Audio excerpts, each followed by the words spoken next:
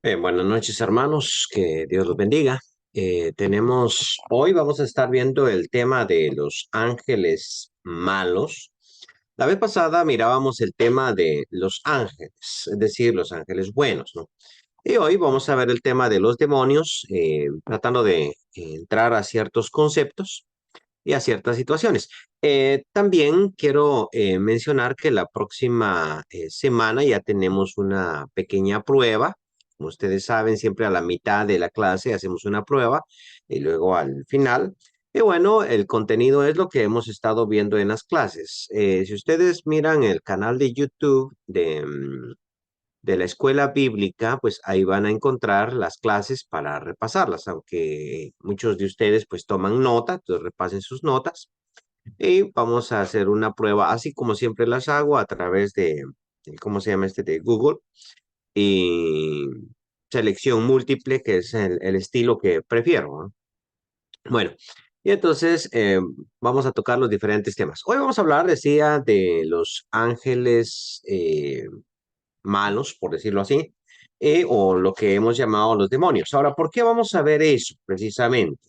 Bueno, estamos viendo cómo Dios interactúa con su creación, cómo Dios crea, y obviamente en la creación, pues Dios hace una creación física, de la cual hablamos en las primeras clases, y luego también una creación espiritual, ¿no? De la cual hablamos posteriormente. En esa creación espiritual, pues obviamente incluimos a los ángeles, que son seres superiores a los seres humanos, seres espirituales y seres que tienen la posibilidad de pecar, o sea, tienen un libre albedrío. Ahora, los ángeles que pecan, pues obviamente se van a llamar demonios y se rebelan contra Dios. Ahora, la vez pasada mirábamos que no hay una sola clase de ángel, o sea, existen muchos tipos, muchas clases, y gran cosa de esta nosotros desconocemos. Lamentablemente desconocemos, mencionábamos también a Dionisio el Areopagita, que era un libro más o menos del siglo V, escrito en griego y traducido luego a latín, que hablaba mucho sobre los ángeles, sobre las diferentes jerarquías, que arriba, decía él, estaban los querubines, los serafines, los tronos, más abajo estaban los dominios, potestades y autoridades, y por último los principados, los arcángeles y los ángeles. Hablábamos también de Tomás de Aquino, que había inventado esto del ángel de la guardia, ni tan inventado porque hay ciertos textos bíblicos de los que se podría, en cierto sentido, inferir. Por ejemplo, cuidado, no menospreciéis a uno de estos pequeñitos, Mateo capítulo eh, 18. Cuidado que no menospreciéis a uno de esos pequeñitos, porque os digo que sus ángeles miran todo el tiempo el rostro de mi Padre. Entonces, ¿de qué está hablando ahí? ¿Verdad? Y de ahí se puede un tanto inferir, y de ahí lo infirió Tomás de Aquino. Bueno, entonces, tenemos esa jerarquía. En un principio, parece ser que los ángeles fueron creados, todos buenos, porque Dios no crea nada malo, Dios no crea el mal. Sin embargo, hay una cuestión que es otorgada al ser humano que se llama libre albedrío. El ser humano tiene libre albedrío, los animales no lo tienen. O sea, el ser humano tiene la posibilidad de elegir entre el bien y el mal. Los animales actúan por instinto, ellos no saben lo que está bien o lo que está mal, o sea, no tienen moral. Y eso nosotros lo sabemos, con simple observación de un animal sabemos que no tiene moral.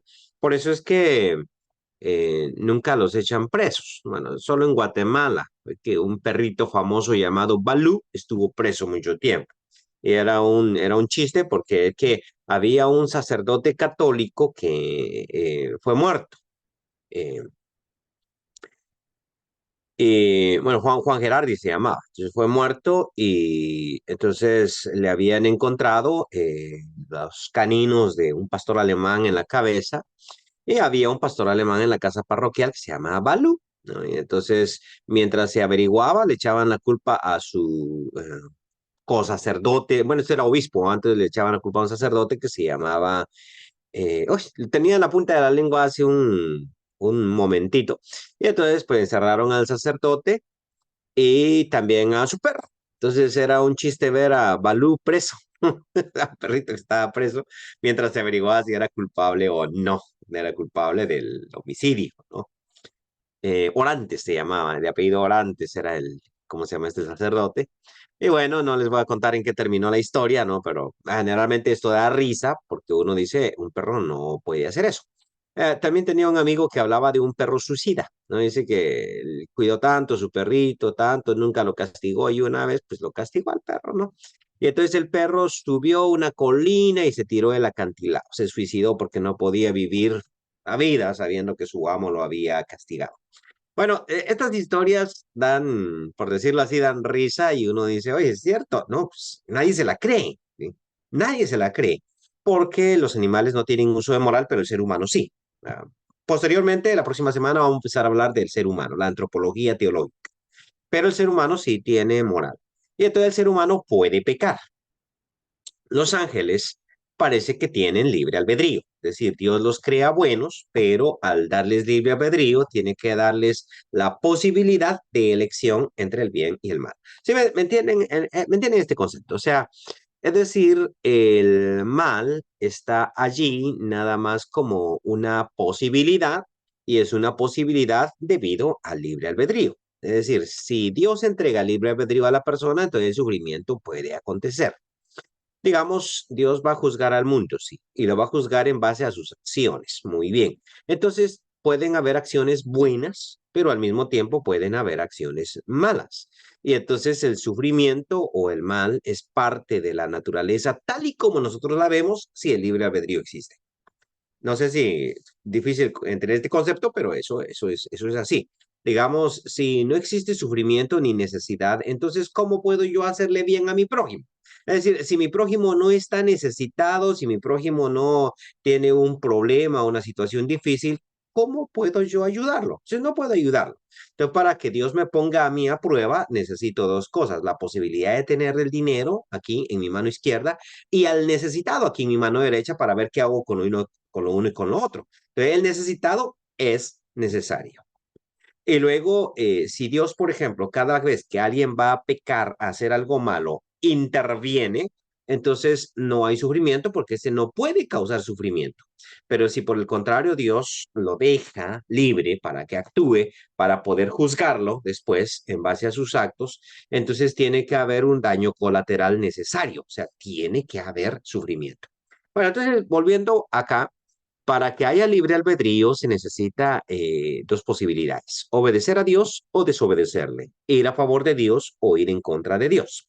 Entonces, parece ser que los ángeles tienen libre albedrío, es decir, no son robots, no son simplemente que se les da una orden y actúan, tienen libre albedrío. Y parece ser también que en un principio, de alguna manera, ellos estuvieron a prueba. Algunos pasaron la prueba, a esos los llamamos ángeles, y algunos de ellos cayeron. O sea, no pasaron la prueba y a esos los vamos a llamar demonios. No, porque se van degradando hasta el fin. El ser humano, al igual que los ángeles, tiene libre albedrío, pero a diferencia de los ángeles, el ser humano tiene la posibilidad de cambiar, de arrepentirse. Es decir, de generar un verdadero cambio en su vida, ¿no? Arrepentimiento quiere decir eso, un cambio. Entonces el ser humano es alguien maleable, por decirlo así. Esto no es tan difícil de entender. Los niños son más maleables que los adultos, físicamente, ¿no? Si un niño se cae y se rompe un hueso, ese se repara facilísimo, o sea, es fácil, ¿no?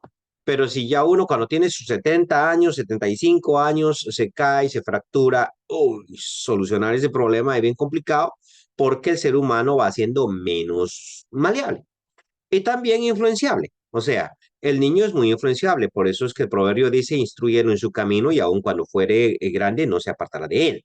Ya, pero hacer cambiar a con el perdón que me merecen a los mayores, hacer cambiar de mentalidad a un viejito, uy, eso cuesta, ¿no? Eso tiene eso es difícil, ¿no? Eso es difícil. Y así vamos todos, entonces nos vamos volviendo menos maleables. Entonces, el ser humano es maleable, o sea, puede cambiar. Una persona mala puede volverse buena, una persona buena puede convertirse en alguien malo. O sea, las posibilidades están abiertas y entre más uno va envejeciendo, menos posibilidad existe, ¿no? Menos posibilidad existe. Bueno, volviendo al punto. Parece ser que los ángeles no son maleables y no tienen posibilidad de cambio. Es decir, quien elige ser malo se convierte en malo y quien elige ser bueno, pues se convierte en bueno. Entonces no hay esa posibilidad de ir cambiando, ir alterándose, cada vez más malos, cada vez más buenos. Sí me explico en ese concepto, ¿sí? Bueno, entonces luego, cuando los ángeles caen, obviamente ocupan ese mismo orden. Es decir, si es un querubín quien ha caído, ese querubín sigue siendo querubín, solo que ahora es malo. ¿Sí? Y este es el caso de Satanás y por eso es que a Dionisio del Areopagita lo colocaba colocaba a los querubines como los ángeles de mayor rango, ¿sí? De mayor rango. ¿Por qué? Bueno, porque siendo que el príncipe de los demonios es un querubín, entonces obviamente es el de más alto rango. Y siendo también que ustedes recuerdan este pasaje famoso de Judas, Judas solo tiene un capítulo, ¿no? En que creo que es el versículo 14, en que habla de la disputa por el cuerpo de Moisés entre el arcángel Miguel y Satanás, ¿no? Y entonces habla el pasaje del respeto que tenía precisamente el arcángel a la hora de contender con Satanás y se limitaba a decir, el Señor te reprenda, ¿no? Por el rango que representaba aún estando caído. Entonces, el rango que tenían es el rango que tienen. O sea, el rango no lo pierden. Esto es como la vez pasada decíamos, todos estos ejércitos narcotraficantes como los Zetas están formados por ex militares. Entonces, el rango que ellos tenían dentro del ejército mexicano es el mismo rango que adquieren dentro de la nueva milicia. Es decir, eres teniente, sigue siendo teniente. Eres querubín, sigue siendo querubín. Y que cuando Pablo decía allá en Efesios, su capítulo 6, que no tenemos nosotros lucha contra carne y sangre, sino contra principados, contra potestades, contra huestes espirituales de maldad, entonces coloca diferentes rangos contra los que nosotros tenemos, en cierto sentido, conflicto. Bueno, entonces, si uno se fija, hay dos pasajes en la Biblia que hablan de la caída de los demonios. Ok, vamos a hablar de lo que sabemos y luego vamos a hablar de lo que no sabemos. El primer pasaje se encuentra en Segunda de Pedro, capítulo 2, versículo 4. Dios no perdonó a los ángeles que pecaron. Entonces aquí nosotros vemos que los ángeles tuvieron la posibilidad de pecar. Una vez más, si tienen la posibilidad de pecar, tienen libre albedrío. Sí, una vez más, los animales no pecan. ¿No? Y precisamente de ahí se deduce que los niños no pecan por su imposibilidad de ejercer el libre albedrío. Es bien interesante, sí, porque los niños no tienen libre albedrío. Van adquiriéndolo con el tiempo. Un bebé no tiene la posibilidad no ejerce, pero uno lo va preparando para ejercer el libre albedrío. O sea, nosotros los humanos vamos en progreso y vamos creciendo. Y en teoría, cuando llegamos a nuestro cenit de edad, es decir, cuando llegamos a ancianos, a viejos, cuando llegamos al final de nuestros días, nosotros vamos ejercitando nuestro libre albedrío y ahí vamos tomando nuestras decisiones, de manera que nacemos sin la posibilidad del libre albedrío para ir ejerciéndolo conforme va el tiempo, ir extinguiéndolo, acabándolo. Pero vamos a hablar de eso, del libre albedrío. Bueno, entonces, dice, Dios no perdonó a los ángeles que pecaron, o sea, sí pecaron, sino que los arrojó al infierno, literalmente en griego dice el tártaro, y los entregó a prisiones de oscuridad, donde están reservados para el juicio. ¿Se entiende cómo va la cosa? Y el otro pasaje es Judas 6, versículo 6. A los ángeles que no guardaron su dignidad, sino que abandonaron su propio hogar, los ha guardado bajo oscuridad en prisiones eternas para el juicio del gran día. Varias cosas llaman la atención aquí. Primero es que ellos pecaron. Y segundo es que están reservados para el día del juicio. ¿Ok? En prisiones. Surge la pregunta. No sé si a usted, en la mente de ustedes ya surgió. Espéreme. Estos pecaron, sí. Pero ahí dice que están en prisiones. Están reservados para el juicio final. Entonces, ¿qué pasa con los demonios que están o estaban activos? Para la época de Jesús, por ejemplo.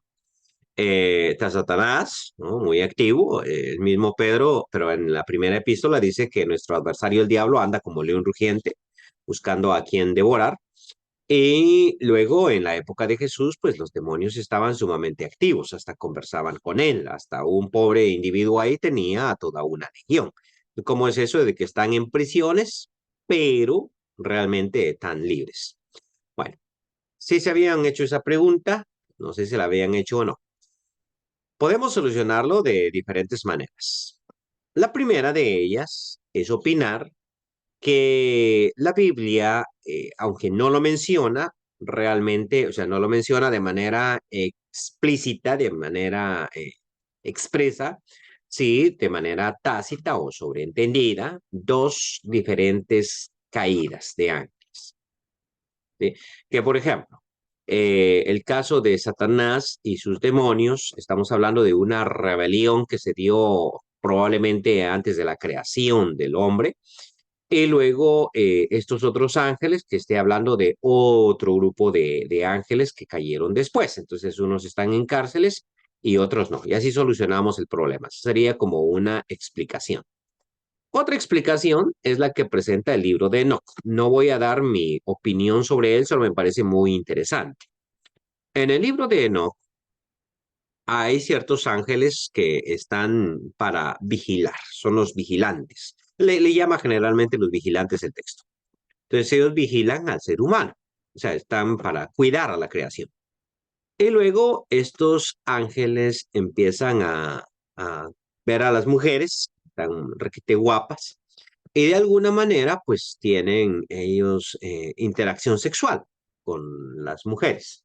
Y entonces surgen una especie de monstruos humanos, o sea, según el libro de Enoch, estoy narrando lo que el libro de Enoch dice, surgen una serie de monstruos humanos, digo monstruos porque estos son extremadamente malos, se comen a los seres humanos, o sea, son caníbales incluso, y son gigantes, ¿no? Y entonces el Señor decide destruir a toda la creación por medio del diluvio. Obviamente se van a morir todos. Sin embargo, los ángeles que pecaron, y ahí el libro de Enoch menciona los diferentes nombres de esta gente, los ángeles que pecaron, ellos no pueden morir por una simple y sencilla razón. Son ángeles. Los ángeles no mueren.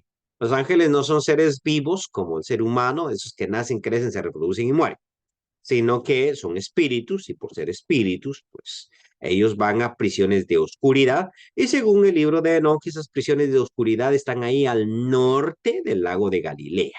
O sea, ahí, si usted va al norte del lago de Galilea, hay un montón de cavernas, cuevas, el nacimiento del río Jordán, y allí antiguamente se veneraba a diferentes dioses de maldad, como era el caso de Baal, que se le adoraba allí, y más adelante, ya en el mundo griego, pues se adoraba al dios Hades, allí en ese lugar. Bueno, entonces, eh, se opinaba que ahí estaban los vigilantes encerrados, pero los vigilantes tuvieron hijos. Bien, ahora, esos hijos no eran humanos, tampoco eran ángeles, porque eran una mezcla de ambos, ¿entendemos? Pero cuando un ser humano muere, su alma va al Hades, ¿no? Esa es la idea. Pero el alma de uno de estos individuos, pues no puede ir al Hades porque no es humano, pero tampoco puede ser encerrado en prisiones de oscuridad porque tampoco es ángel, o sea, es alguien intermedio, no puede, no cabe en un lado y no cabe en el otro. Entonces, ¿qué pasa con esas almas? Entonces, las almas de esos gigantes es la que el libro de Enoch presenta como los demonios, es decir, los que estaban sueltos en la época de Jesús. ¿Por qué? Decía, y es una explicación bien interesante, ¿no? Porque decía, por eso es que les gusta meterse en cuerpos, porque en algún momento ellos existieron en cuerpos, o sea, entonces como si el alma de Selvin Monterroso anduviera errante sin poder interactuar con el mundo, sí lo contemplo, pero no puedo comer, no puedo beber, pero igual quiero hacerlo si me antoja, etcétera. Entonces yo buscaría o estaría buscando todo el tiempo en un cuerpo en el cual habitar. Entonces que los demonios en algún momento tuvieron un cuerpo que murió durante el diluvio y su espíritu quedó errante y que estos espíritus, obviamente algunos más malos que otros, entonces siempre buscan dónde entrar, ¿no? Y que estos son los demonios bíblicos. Me ve como el libro de Enoch, entonces da una explicación diferente. Los ángeles que pecaron están en prisiones de oscuridad. Los demonios que andan sueltos son los hijos de esos ángeles que pecaron. Ahora, paréntesis. Y ahora aquí me gustaría un poquito sus opiniones. Paréntesis. Eh, ¿Qué opino yo del libro de Enoch? Realmente el libro de Enoch no lo escribió Enoch. O sea, la mayoría de eruditos, mejor decir, todos los eruditos están de acuerdo con eso. Sé que, por ejemplo, el libro de Enoch dice, oye, yo Enoch, séptimo desde Adán, escribí este libro, sí. Pero en el mundo intertestamentario había mucha escritura pseudoepígrafa. Eso significa escribimos y luego nos ponemos el nombre de alguien que escribió. De hecho, el otro libro que mencioné la vez pasada en la clase anterior, el libro de Dionisio de la Areopagita, no lo escribió Dionisio de la Areopagita, sino que fue alguien que se puso ese nombre. Entonces eso era muy común, hacer un pseudoepígrafo. ¿Sí? Y el libro de Enoch se escribe más o menos unos 100 años antes de Cristo, la parte que estoy mencionando, porque el libro de Enoch es muy grande, tiene como 80 y tanto, no, quiero decir, ciento y algo de capítulos, aunque no todos los tenemos. Algunos de ellos no hemos podido recopilarlos, pero tiene más de 100 capítulos. Ahora, ese se fue escribiendo en el transcurso de unos 200 años, es decir, se le fueron agregando capítulos. Pero la parte que estoy mencionando, más o menos un 100 años antes de Cristo, se escribió y no necesariamente es posterior. Y las cuestiones que presenta el libro de Enoch, como cualquier libro apocalíptico, no pueden ser tomadas de manera literal, ¿sí? Por ejemplo, cuando uno va al Apocalipsis, mucho de eso es simbólico. Entonces, hay cuatro jinetes en Apocalipsis. No pensemos que cada uno de esos jinetes es simbólico, como salen las películas, los cuatro jinetes ahí cabalgando por todo el mundo, sino que esos jinetes son representación de una realidad más allá de la realidad que se está presentando. O sea, digamos, sale un jinete, un caballo blanco, un caballo rojo, pues el caballo rojo no es un jinete con caballo rojo, sino que está representando algo que puede ser una guerra, puede ser una masacre, puede ser una situación de violencia, puede ser una conquista, puede ser varias cosas. No me pongo a interpretar Apocalipsis en este momento, pero es algo, o sea, está representando algo. Entonces, en el libro de Enoch tampoco podemos nosotros tomar eso como literal, ya que es un libro apocalíptico. Y cuando pensamos nosotros, mañana voy a manejar eso en vivo, tengo mis en vivos a través de Facebook, entonces voy a interpretar el pasaje de Primera de Pedro, capítulo 3 versículo 15 al 21. Entonces, no, perdón, 19 al 21. Entonces, allí voy a tocar algo de esto, ¿no? Pero científicamente hablando, es muy difícil eh, racionalizar la idea de que un ángel, que es un ente puramente espiritual, pudiera mezclarse con un ser humano, que es alguien físico, y que de esa unión pudiera salir alguien más. Es decir, un ángel es varón, tiene un cuerpo, tiene esperma. El esperma es como el esperma de ¿cómo se llama este? De los humanos. Realmente puede salir un híbrido, realmente es como un humano superior.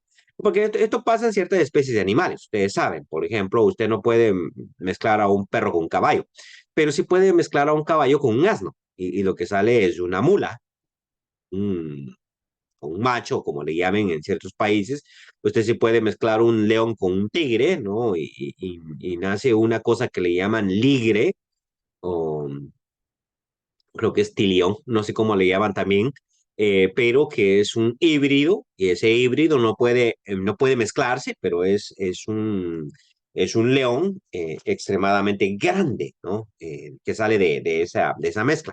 Entonces, hay ciertas especies de animales que porque están emparentadas, sí se pueden mezclar, pero no sale una nueva especie. Es decir, los que han estado en el campo saben que un macho es el hijo de un asno y de una yegua. Y luego, para qué hacen eso los seres humanos? Ah, bueno, es porque es un animal sumamente fuerte, o sea, para el trabajo es buenísimo, ¿no? Sin embargo, ya no puede reproducirse, usted no puede sacarle un hijo a un macho, ¿ah? Aunque él sí puede tener relaciones sexuales y puede, tiene las características de uno de sus padres, ¿no? Realmente usted no le puede sacar raza. Entonces tiene que hacer la mezcla todo el tiempo para producir un mulo o macho, como le llamen ustedes en su tierra, ¿sí? Entonces, claro, nosotros tendríamos que decir, ¿sabes qué? Los ángeles no son espíritu, realmente son cuerpo, o sea, son muy semejantes a los seres humanos, como por decirlo así, algún extraterrestre o algún neandertal o algo parecido así que pudiera en cierto sentido parecerse. Pero eso cambiaría completamente nuestra visión de los ángeles como simples seres espirituales. Pregunta.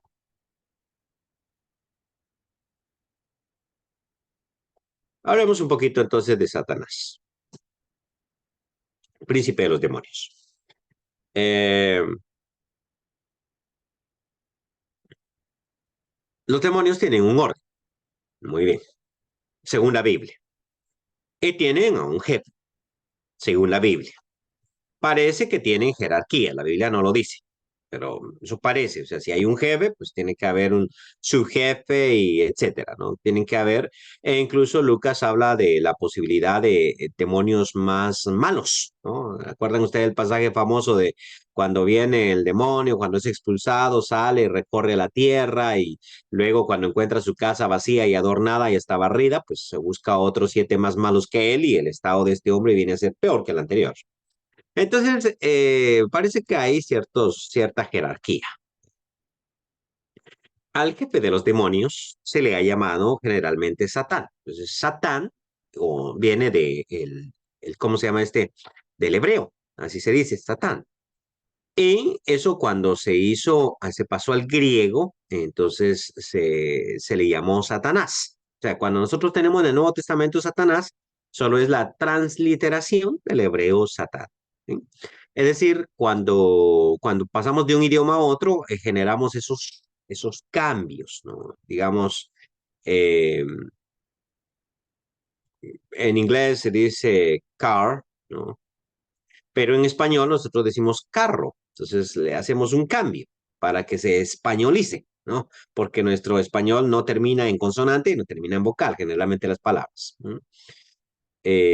Ok, television, le llamamos televisión. Entonces, Satán en hebreo se convierte en Satanás a la hora de pasar al griego. Lo mismo que Yeshua se convierte en Jesús a la hora de pasar o Jesús a la hora de pasar al griego. Entonces, esas cosas suceden en los idiomas. Entonces, ¿qué significa Satán? Bueno, Satán en hebreo significa adversario. Eso es lo que significa. Sencillamente, adversario, el que se le opone a usted. Y de hecho, varias veces se menciona la palabra Satán con un significado muy diferente, es decir, no hablando del diablo. Entonces, por ejemplo, el caso de Balaam, ¿se acuerdan ustedes que salió un ángel y se le atravesó en el camino? Entonces, el texto hebreo dice que ese ángel apareció como Satán de Balaam, o sea, como su adversario, como su enemigo, ¿no? En otro momento, bueno, sí, siempre aparece así, ¿no? Es el adversario. Entonces, al diablo se le llama Satán precisamente porque se opone, porque va en contra de los planes de Dios. O puede ser también en contra de los planes nuestros. O sea, un Satán es uno que está en nuestra contra, o sea, nos lleva a la contraria todo el tiempo para que nosotros no alcancemos el objetivo de lo que de nosotros debemos ser. Ya, mi Satán. Por el contrario, Jesucristo se presenta como nuestro paráclito. ¿Conocen ese otro término ustedes? Se aplica al Espíritu Santo en Juan capítulo 14 y 16. pero también se aplica a Jesús. De hecho, ese pasaje aparece aplicado a Jesús cuando se traduce en la Reina Valera por abogado. Estas cosas os escribo para que no pequéis, Juan capítulo 2, ¿no? Primera de Juan capítulo 2, pero si alguno de vosotros ha pecado, ¿recuerdan qué es lo que dice? Abogado tenemos. Entonces, ante el Padre, a Jesucristo, el justo. La palabra abogado allí es paráclito. Y paráclito eh, quiere decir el consejero, es decir, al que yo le pido ayuda. Más que abogado, es el consejero, es decir, el que está para ayudarme. Entonces, usted está en un juicio y usted está siendo acusado, ¿sí? Entonces, a la par suya está el que lo ayuda, o sea, su abogado, el que le dice qué es lo que usted debe hacer. Es como que usted va a firmar un contrato, es decir, pero no lo voy a firmar, yo necesito a mi abogado. Ok, entonces, ¿qué va a hacer el abogado? Le va a mirar sus papeles, le va a dar el consejo preciso. O la policía usted lo agarra, ¿no? Y usted dice, no voy a hablar con ustedes, necesito a mi abogado. O sea, con mi abogado aquí yo sí hablo. Porque el abogado le va a ir diciendo cuándo usted está metiendo la pata, cuando usted está cometiendo un error. No, eso no lo diga, no, eso no lo exprese. No, sí me explico. Entonces, ese es el concepto de paráclito. Y por el contrario, hay uno que a usted lo está acusando y acusando y acusando y acusando, y ese es el Satán. Entonces, curiosamente, por eso de ahí viene el nombre Satán, o Satanás, para el diablo. ¿Sí? El diablo quiere decir exactamente lo mismo, solo que en el idioma griego. Ustedes saben que muchas cosas en la Biblia tienen dos nombres precisamente por eso, por el cambio de idioma. Es decir, por ejemplo, Mesías quiere decir el ungido. Y eso en griego se dice Cristo. Entonces, por eso nosotros decimos, oye, Jesús el Cristo, claro, Jesús el Mesías. Mesías se decía en hebreo, Cristo se decía en griego y ungido se dice en español. ¿Sí? Entonces, diablo es exactamente lo mismo. Diablo. La palabra demonio viene del griego daimonion. Y demonio para los griegos significa un espíritu, o sea, un ente espiritual. Eso es lo que significa un demonio. En el mundo griego los demonios no eran malos necesariamente, algunos eran malos y otros eran buenos, como todo en esta vida, ¿no? Lo único es que cuando ya la palabra que en griego clásico significa bueno, malo, de hecho, en los diálogos de Platón, Sócrates dice que siempre a él lo acompaña un demonio. Claro, nosotros los cristianos nos asustamos, pero en la filosofía eso era normal. Acompaña a un demonio y ese demonio era buena gente. Ese siempre le decía a Sócrates cuando él iba a cometer un error, ¿no? Este, esto se da en el diálogo cuando ellos tratan de sacar, ¿cómo se llama este? Bueno, creo que es en la apología, Sócrates. Cuando él se está defendiendo y él dice, yo siempre tengo un demonio que me dice cuando yo voy a cometer un error y hoy no me ha hablado. Entonces quiere decir que yo no he cometido error, que en mi defensa yo he dicho siempre la verdad, no he cometido error alguno. Interesante, ¿no? Bien, entonces eso es lo que significa Satán. Ahora entremos un poquito a el trabajo, ¿sí? El trabajo que desempeña el demonio como tal. Antes de eso decía que hay una estructura, que hay un orden de gobierno y que los demonios están unidos. Jesucristo enseñó eso. ¿Recuerda cuando le dijeron a él que estaba expulsando los demonios? Eso aparece en varios evangelios, que estaba expulsando los demonios por el poder de Belcebú. Entonces él dijo que una casa dividida ha llegado a su final. Y si Satanás echa fuera a Satanás, su fin ha llegado. Acá vamos a pelear con alguien que está dividido, ¿no? De donde la iglesia no puede dividirse, pero no debe dividirse. Pero ahí por lo menos en cuestión de demonología, Jesús afirma que Satanás o que los demonios actúan en total unidad. O sea, todos llevan el mismo propósito, el mismo plan. Ahora, ¿cuál es el trabajo de Satanás? El trabajo de Satanás es triple, ¿sí? En la Biblia. Por una parte, él engaña. O sea, yo lo divido en triple, sí, usted puede hacerlo cuádruple, pero él engaña. En Apocalipsis se presenta así, ¿no? En el capítulo, bueno, el capítulo 12, donde aparece como el gran dragón, y en el capítulo 20, donde también aparece como el gran dragón, siempre se habla de él como el que engaña al mundo entero. Entonces, tu trabajo es engañar. Y Jesús lo presenta como el padre de la mentira, que engaña al mundo entero. Entonces, hoy en día, por ejemplo, nosotros vemos que a lo que es malo pues, se le llama bueno y a lo que es bueno se le llama malo, ¿no? Es decir, tener una familia normal, querer hijos, querer una familia, amar a su familia, pues eso es malo, es un malo. Pero ahora y que un perrito se case con la dueña, que se herede a un gato, que qué sé yo, tanta cosa que ha habido acá, ¿no? Entonces, todo eso ahora se empieza a considerar bueno. Incluso a los que alegan por una ética tradicional se les llama políticamente incorrectos, ¿no? Políticamente incorrectos. Y cuando nosotros hablamos de este es políticamente correcto, significa que acepta estilos de vida como el homosexualismo, lesbianismo y todo eso, ¿no? Entonces, eso ahora es políticamente correcto. Qué interesante cómo está el mundo, ¿no? Bueno, ¿cómo está? ¿Cómo ha estado? Porque no, los cristianos no vamos a tragarnos el cuento de que, uy, el mundo antes estaba mejor. No, conocen ustedes una guerra que se llama las Cruzadas, ¿cierto? En que el Papa Urbano dijo, Urbano, así se llama Urbano, el segundo con ese nombre. Entonces él dijo, miren, yo les concedo el cielo a todos los que vayan a las cruzadas y maten a musulmanes. Se fueron todos los cruzados, llegaron hasta la Tierra Santa. Y bueno, dijeron, cuando iban a conquistar Jerusalén, solo estoy contando una historia, le preguntan al cruzado, no al general cruzado, ¿qué hacemos? Mátenos a todos. Le dice, pero aquí en Jerusalén no, no nada más hay musulmanes, aquí también hay judíos, ¿no? Aquí también hay cristianos, porque los cristianos vivían en Jerusalén. Cristianos, musulmanes y judíos vivían en Jerusalén en esa época y bueno, ahí todo el mundo vivía, ¿no? Aquí hay cristianos, le dice, aquí hay niños, ¿no? Entonces dice el príncipe cruzado que cristiano, francés más que todo, ¿va? Entonces cristiano dice, miren, ustedes maten a todos, allá dejen que Dios escoja arriba, o sea, cuando le lleguen los muertos, que escoja quién va para el cielo y quién va no va para el cielo. Entonces usted dice, ¿y eso por qué? Bueno, eso es en nombre de Dios. O sea, ¿cuántos crímenes se han cometido en nombre de Dios? ¿Y eso por qué? Porque hay un engañador. Entonces, él engaña al mundo entero. Si eres del mundo, te engaña.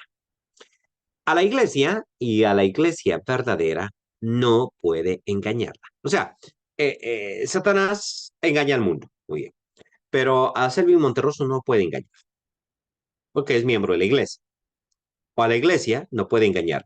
Pero, atención, a la iglesia verdadera. Hay muchas iglesias falsas. Y de hecho, eso yo no me lo estoy inventando. Segunda Tesalonicenses, capítulo 2 menciona, ¿no? Por eso Dios les envía un poder engañoso para que crean a la mentira, a fin de que sean condenados todos aquellos que no creyeron a la verdad, sino que se complacieron en la injusticia. Entonces hay un poder engañoso, ¿no? O sea, y si es poder engañoso, es advenimiento de Satanás. Bueno, el mismo texto dice cuyo advenimiento es por poder de Satanás, ¿no? Entonces, hay un poder engañoso. Y eso qué significa? Pues significa una religión falsa, pero pongámosle otro nombre, una iglesia falsa. Así como hay iglesias verdaderas, hay iglesias falsas. Así como hay iglesias que impulsan el autosacrificio, el amor hacia el otro. Hay iglesias que simplemente hablan ¿cómo se llama?, de la prosperidad y estimulan la ambición. O sea, si uno escucha, por ejemplo, a esos televangelistas de la prosperidad y uno mira el contenido que ellos dan, y no es aquí que yo me pelee con ellos porque soy pobre, simplemente el contenido que ellos dan, las cosas que dicen, obviamente no pueden caber en los oídos suyos, porque usted no se puede dejar engañar, ¿no? pero hay gente que sí. Entonces, hay iglesias falsas. A la iglesia verdadera, Satanás no puede engañarla. Así que tiene otra actividad. Decíamos que eran tres, ¿cierto? Entonces, vamos con la primera. La primera es engañar. La segunda es acusar. O sea, él acusa. Y de hecho, a partir de ahí es que aparece la palabra diablo, ¿no? Que les dije diablo es lo mismo que Satán, solo que en griego, solo que diablo significa el acusador. O sea, acusa, ¿no? Eh, ok, entonces, cuando acusa, acusa a la gente y eso se mira en, ¿cómo se llama este? En el Antiguo Testamento. En el caso, bueno, el Satanás aparece tres veces, ¿sí? En el Antiguo Testamento, aparece tres veces. Y yo sé que ustedes pueden pensar, oh, no dicen solo tres veces. Puede aparecer un montón de veces que tal vez, ¿no? La serpiente que tentó a Eva, pues esa era Satanás. Bueno, eso es posible, pero es una especulación suya. Es totalmente probable, pero es una interpretación, ¿sí? Y en las interpretaciones nunca vamos a estar seguros. Hay una posibilidad. Pero de que aparece seguramente tres veces. La primera de ellas aparece precisamente en el libro de Job. Entonces ustedes pueden ver que en Job se presenta como la persona que acusa. Y acusa a alguien que no tiene pecado. Si hubiera tenido pecado, lo acusa más rico, ¿no?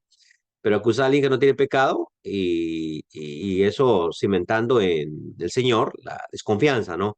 Que Job te sirve. Pues claro, como lo has bendecido, acábalo y vas a ver cómo te maldice. Y cuando Job vence en esa prueba porque le acaba todos sus beneficios y se convierte en alguien pobre y pierde todo, hasta su familia, y sale victorioso, le dicen, ah, lo que pasa es que a Job ni le interesa su familia, o sea, piel por piel, lo que el hombre dará, todo lo hará por su vida. Tócalo a él y vas a ver cómo sí lo hace. Entonces, hay esta habilidad de acusar. Y la tercera vez que aparece una segunda en Crónicas, pero esta no me interesa ahorita. Entonces, la tercera vez que aparece en Zacarías, capítulo 3. Y en Zacarías, capítulo 3 hay un acontecimiento interesante. Resulta que están regresando del cautiverio y entonces el Señor necesita un sumo sacerdote. Solo que no hay alguien que sea digno de ser sumo sacerdote porque ellos han estado en tierra ajena y en tierra ajena han tenido que contaminarse. Ustedes saben que el sacerdote tenía que permanecer puro, siempre íntegro, sobre todo si era sumo sacerdote. Usted a un sacerdote no lo ponía a trabajar. Lo siento, el sacerdote no trabaja porque es sacerdote. Entonces tenía que ser íntegro, ¿sí? Pero cuando usted es esclavo, ¿cómo? O sea, ¿cómo guardar la ley judía si usted es esclavo? Por ejemplo, ¿cómo guardar el sábado si usted es esclavo? Ya que no se puede. Solo si el amo también es judío, pues entonces sí, porque lo obliga a usted a guardar el sábado. Vamos bien. Pero si el amo del esclavo no es judío, y ese era el caso, ¿cómo podía usted guardar el sábado? Eso simplemente no se podía. O moría o guardaba. Y si estaba vivo, es porque, digo, o moría o quebrantaba el sábado. Y el hecho de que el que fue elegido como sacerdote haya estado vivo significa quebrantó el sábado en algún momento. Las leyes de pureza. Usted las puede practicar cuando usted vive en un mundo apartado. Por ejemplo, acá hay centros, supermercados especiales para judíos. ¿Por qué? Bueno, porque los judíos tienen una dieta que no puede ser compartida. A ver, un judío no puede comer sangre, ni tantito, ¿sí? Ahora, ¿se han fijado ustedes que cuando uno quiebra un huevo, hay huevitos que tienen una gotita de sangre? Bueno, las que cocinan. ¿No? O sea, los que no cocinan, a los que hasta el agua se les quema, pues no saben esto. ¿No? Pero cuando te quiebra un huevo, pues el huevo a veces tiene una gotita de sangre. Eso es pecado para un judío. Entonces no puede comer eso. Así que en vista de eso, un judío pues agarra los huevos, los quiebra y los mira en una copita. Aquí tengo mi agüita. Mira una copita y en la copa mira, ahí no tiene sangre, ese me lo puedo comer. ¿Tiene sangre? Ese no me lo como. Muy bien. Pero entonces no puede pasar a un restaurante a comer huevos fritos porque no va a saber si eso tenía o no tenía una gota de sangre, ¿me entiendes? Entonces un judío no puede comprar un huevo frito. Así que en los lugares donde hay muchos judíos, hay restaurantes judíos. Ajá, ¿y eso qué significa? Significa que los huevitos, cuando se los sirven así a fritos o mezclados con lo que sea, esos huevitos los revisaron. Eso es más caro. Eso le cuesta a usted el doble que le costaría en un corrientazo de esos nicaragüenses. Le costaría el doble, guatemalteco, pero ellos lo pagan, ¿no? Y tienen plata y hacen eso. Bien, entonces ellos pueden hacer esas cosas, pero si un judío vive en Managua sin más gente que solamente él, dígame cómo va a poder cumplir con la ley. No, eso la tiene, pero difícil. O sea, no puede comerse un pan en una panadería porque no sabe si a eso le echaron manteca de cerdo. Ah, o sea, no puede comerse un huevo ni siquiera allá porque no sabe si tenía una gota de sangre. No puede ir a la carnicería y comprar carne porque no sabe si al toro le sacaron la sangre o no le sacaron la sangre. ¿Sí me entiende cómo va la cosa? Porque en nuestros países a los animales no les sacan la sangre, le pegan un toque en la cabeza, luego lo destazan. ¿Qué? Ya estuvo. No, no siguen todos los parámetros que siguen los judíos. Por eso es que ellos eh, ellos no van a comprar carne de Guatemala. Nunca van a hacer eso. Bueno, entonces estoy poniendo aquí que está Josué, porque es elegido como sumo sacerdote, y entonces el capítulo 3 de Zacarías presenta a Satanás o a Satán a la par de Josué, ahí ante el trono de Dios diciendo, este no es digno. ¿Por qué no es digno? No, es impuro, entonces no puede ser sacerdote. También tiene sus dos actividades, engaña, pero no puede engañar a la iglesia verdadera, y acusa, pero no puede acusar a la iglesia. Esto se presenta en forma simbólica en Apocalipsis. Hay una mujer revestida del sol en el capítulo 12 con una corona de 12 estrellas, la luna bajo sus pies. No, no es la Virgen de Guadalupe, no, es el Israel espiritual. La Virgen de Guadalupe tiene la lunita y todo eso. Entonces, está ahí la mujer, a punto de dar a luz. Nuestro Señor Jesucristo es el que va a nacer. El dragón está para devorar. Muy bien. El niño varón es arrebatado para el cielo. Y luego lo que mira Juan es una batalla en el cielo. Miguel y sus ángeles luchan contra el dragón y sus ángeles. Pero Miguel salió más poderoso que el dragón y entonces fue arrojado del cielo el acusador de nuestros hermanos, el que los acusaba de día y de noche delante de nuestro Padre. Ok, entonces, ese que los acusaba delante de Dios fue arrojado. Entonces, no puede acusar más. Ahora, eso es parte del pasado. ¿Por qué? Porque si usted mira Romanos capítulo 8, una de las preguntas retóricas que viene haciendo Pablo ahí es, ¿quién acusará a los escogidos de Dios? Y la respuesta es nadie, porque Dios es el que justifica, Cristo es el que murió, más aún el que resucitó. Entonces, nadie puede acusarnos a nosotros delante del Padre porque ante sus ojos somos puros debido a la muerte de Cristo. ¿Entiende cómo va el simbolismo de que Satanás se ha echado fuera y por eso no podemos acusar? Ahora, note usted, note usted aquí dos cositas muy interesantes. ¿Cuántas veces nosotros en la iglesia le hacemos el trabajo al diablo? Le hacemos el trabajo. O sea, nuestro trabajo se ha convertido en acusar a los escogidos de Dios. Y eso es terrible. Por eso no podemos tener ancianos en la iglesia. O sea, paréntesis, voy a contar un chisme. En cierta iglesia, en cierto lugar, solo así cuento porque no voy a contar el chisme completo. Para eso tienen que pagarme. En cierta iglesia, en cierto lugar, de pronto dijeron, elijamos ancianos. Pareció una buena idea. Como que habían tres, cuatro personas ahí que podían ejercer ese ministerio. Y entonces los propusieron. ¿A quién proponen? Bueno, fulano, sultano, mengano y el otro. Ahí. Y Ya que los tenían ahí al frente, pues le dijeron a la iglesia, si ustedes saben algo de ellos que los inhabilite para ser ancianos, hay una cajita y eche ahí su comentario, escríbalo y eche. Dios mío, abrieron la cajita de Pandora. ¿Por qué? Porque ahí llegaron comentarios tan ofensivos, tan terribles, que pararon el proceso y dijeron, ¿saben qué? Mejor no vamos a elegir ancianos porque aquí hasta insultos vinieron, ¿no? Entonces, ya no pudieron elegir ancianos porque llegaron unas acusaciones que, ay, eso no está, eso ya no está para ancianatos, sino eso está para crímenes sin resolver, ¿no? O sea, llegaron acusaciones. Y lo curioso es que los cristianos tendemos a hacer eso, nos acusamos unos a otros. Triste, triste, porque debería de ser al revés.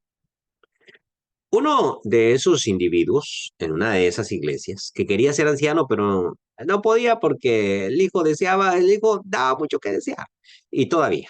La familia de él siempre fue así terriblemente mala. En términos espirituales, ¿sí? Ya como familia no lo sé, pero en términos espirituales era mala. Entonces él una vez predicó y dijo, yo siempre soñé con ser anciano de esta iglesia. Siempre quise eso, pero nunca me pudo, porque ustedes no me quisieron. Y el chisme se puso bueno, vamos a ver qué dice el hermano, ¿no? Y ustedes nunca quisieron. Y nunca quisieron porque dicen que mi hijo es malo, rebelde. Yo pensé que iba a defender al hijo, pero no defendió al hijo. Eh, Lanzó su acusación contra la iglesia. Mi hijo es malo. Pero luego dijo, pero de todos ustedes que me han acusado de eso y saben de eso, ¿quién de ustedes, quisiera saber, ¿no? Se ha acercado a mi hijo para volverlo al camino correcto. Y la respuesta fue, pues, nadie. ¿Y quién de ustedes ha estado en oración por mi hijo? ¿Quién de ustedes se ha preocupado, ¿no? Por mi hijo? No, nadie, porque es una responsabilidad mía, pues no es de ustedes, ¿no? Pues así nunca vamos a tener ancianos. Y es interesante, ¿no? Que lo que nosotros hacemos, el punto de él era muy bueno. O sea, esa es de las pocas predicaciones que uno dice, uy, este tiene un punto que yo no la vi venir y que tiene toda la razón. O sea, yo, ¿por qué no me voy a preocupar por el hijo suyo? O sea, pues yo quiero que usted sea anciano, sí, pero yo quiero preocuparme por su hijo entonces. No, pero es que el hermano le hace falta conocimiento. No, pues, bueno, eduquémoslo, démosle, apoyémoslo, ¿no? O sea, ayudémoslo en lo que se pueda. Pero no, sino que nosotros ponemos todo el tiempo trabas. O sea, es decir, la acusación. Y ya me imagino yo, por ejemplo, el caso de Abraham defendiendo a la gente de Sodoma y nosotros acusando a la gente de Sodoma. Señor, ¿a dónde vas, Sodoma? Ah, déjame contarte cómo es esa gente. No, tal vez tú no estás enterado, ¿no? Pero el caso de Abraham era muy diferente. Entonces le hacemos el trabajo al diablo. O sea, dejemos de acusarnos. Y como número tres,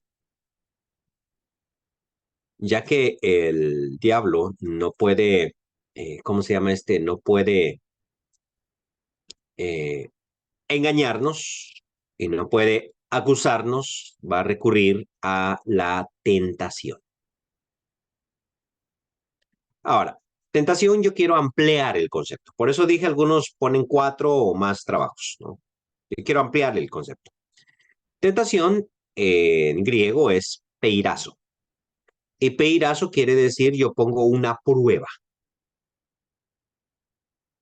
pongo una prueba. Entonces se utiliza, por ejemplo, para la situación de Jesús. Jesús, Satanás le pone tres pruebas.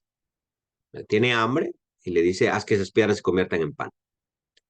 Tiene la ambición de cualquier ser humano de poder facilitar sus problemas económicos y le dice, todo esto te daré si postrado me adoras. O sea, todo esto te daré si postrado me adoras. Y luego tiene la posibilidad es de la fama, ¿no? Y todo lo que encierra eso, porque le dice, Lánzate, si eres hijo de Dios, tírate de acá, ¿no? Tírate del templo, del pináculo del templo. Muéstrale a la gente.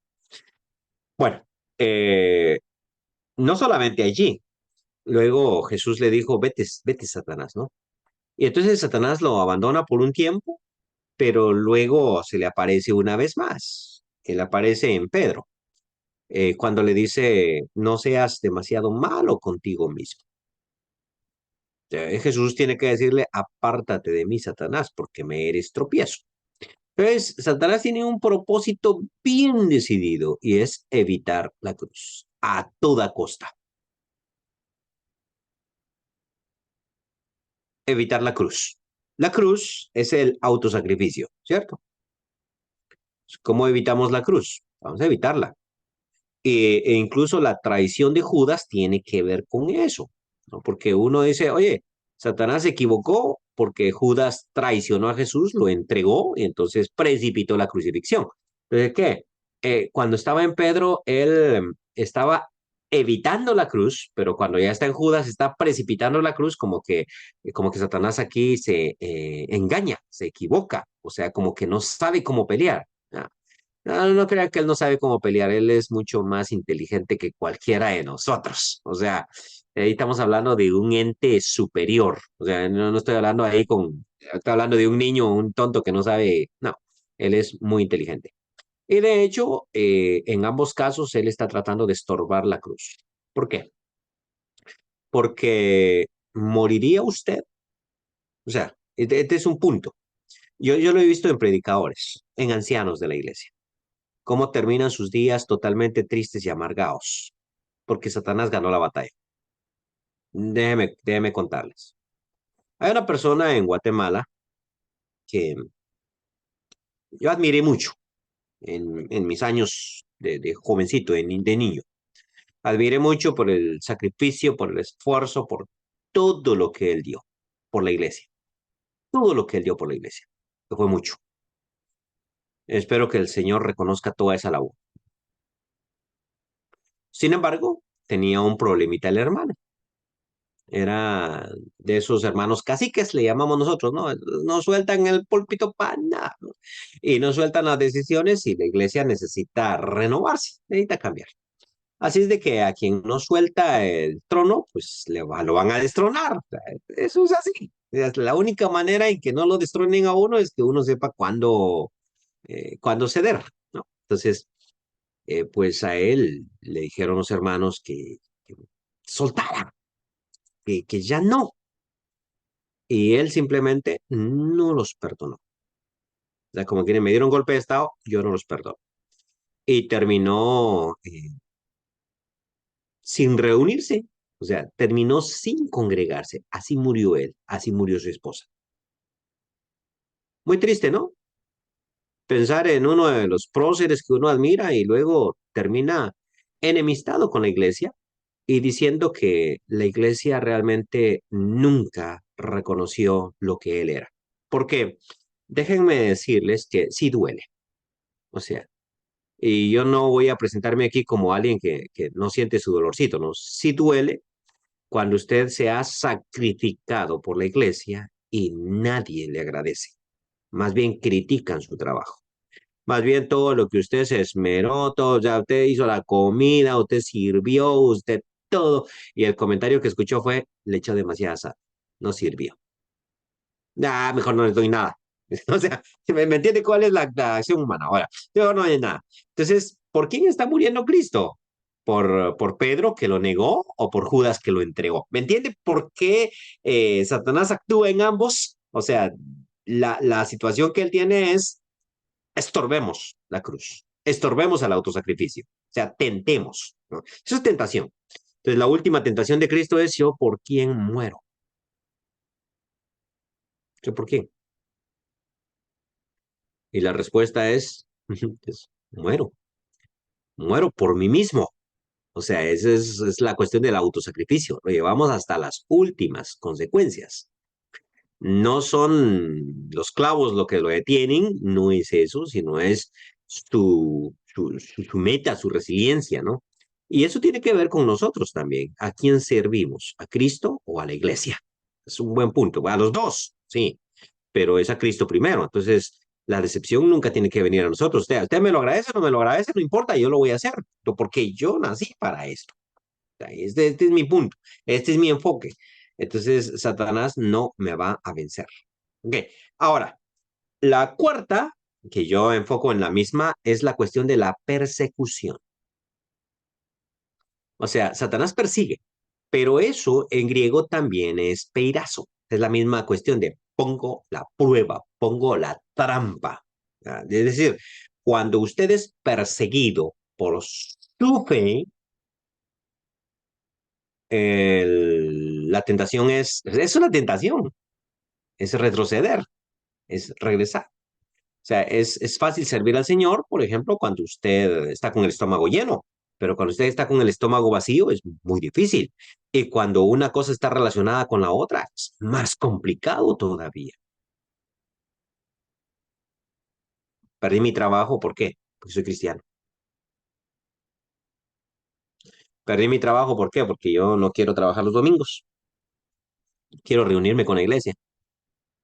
No, ahora se puso color de hormiga, ¿sí?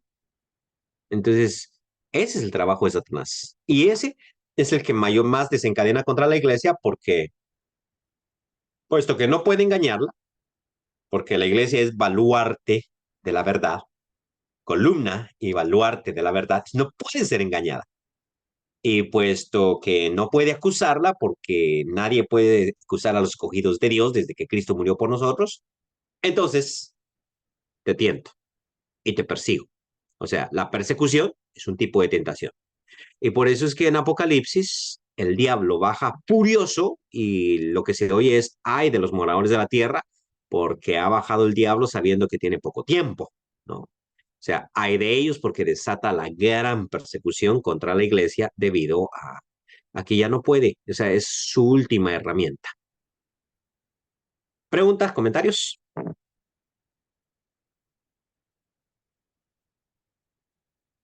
Bueno, entonces analicen los estudios, vean los estudios que están en el canal de YouTube del hermano y nos vemos la próxima semana con un tema nuevo. Próxima semana les dejo unos minutos para hacer el examen. Que el Señor los bendiga.